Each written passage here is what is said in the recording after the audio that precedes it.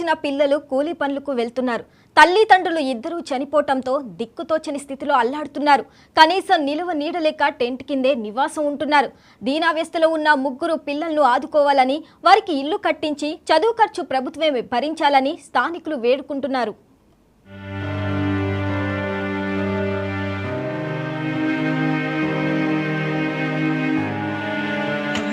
మాకు ఇల్లు కావాలి, తినడానికి తిండి కూడా లేదు, సాయం చేయండి.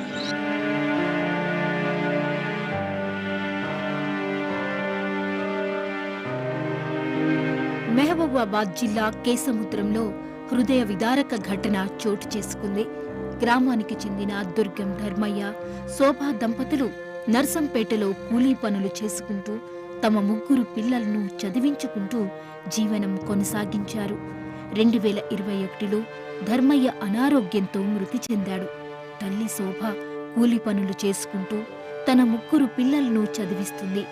ఇటీవల శోభ అనారోగ్యంతో మృతి చెందడంతో పిల్లలు తల్లి మృతదేహాన్ని తమ స్వగ్రామం కేసముద్రంకు తీసుకొచ్చారు.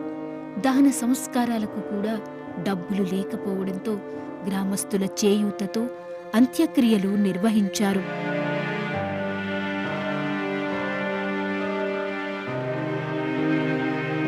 వీళ్ళ నాన్నగారు 4 సంవత్సరాల క్రితం చనిపోవడం జరిగింది. అందరూ కలిసి నర్సంపేట వాళ్ళ అమ్మమ్మ గారి ఇంటికి బ్రతుకు తెరువు కోసం వెళ్ళారు. అక్కడ వాళ్ళ అమ్మ అనారోగ్య రీత్యా చనిపోవడం జరిగింది 5 రోజుల క్రితం. అక్కడ చనిపోయినప్పుడు ఎవరూ లేక వాళ్ళను కేసముద్రం, వాళ్ళ సొంతూరైన కేసముద్రం విలేజ్ చేతనార్ కాలనీకి తీసుకురావడం జరిగింది. వాళ్ళకు ఖాళీ ప్లేస్ తప్ప ఇంకేం లేదు. దాని కిందనే టెంట్ వేసుకొని దాన సంస్కారాలు చేశారు. ఇప్పుడు అదే టెంట్ కింద వాళ్ళు జీవనం కొనసాగిస్తున్నారు. ఎవరైనా దాతలు ఉంటే వాళ్ళ కోసం మీరు చేయూతనివ్వండి.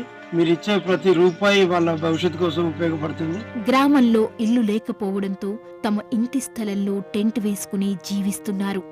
దేవేందర్ ఇంటర్ చదువుతుండగా అమర్ 10వ తరగతి చదువుతున్నాడు. కూతురు అఖిల 8వ తరగతి చదువుతుంది. ఈ ముగ్గురు పిల్లలు 5 రోజులుగా టెంట్ కిందే నివాసం ఉంటున్నారు. బంధువులు కూడా ఎవరూ పట్టించుకోకపోవడంతో నా అనేవారు లేక తల్లడిల్లుతున్నారు.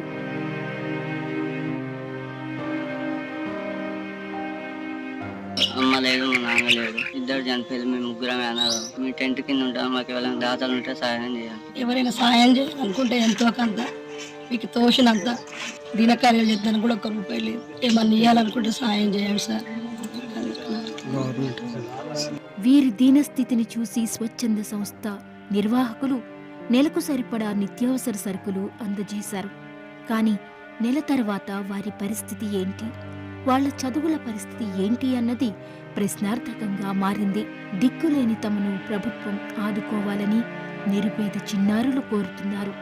తమకు ఇల్లు కట్టించాలని ప్రభుత్వాన్ని వేడుకుంటున్నారు. తమ చదువులకు అయ్యే ఖర్చులను భరించి నిత్యావసరాలు సమకూర్చాలని కన్నీరు మున్నీరుగా విలపిస్తున్నారు.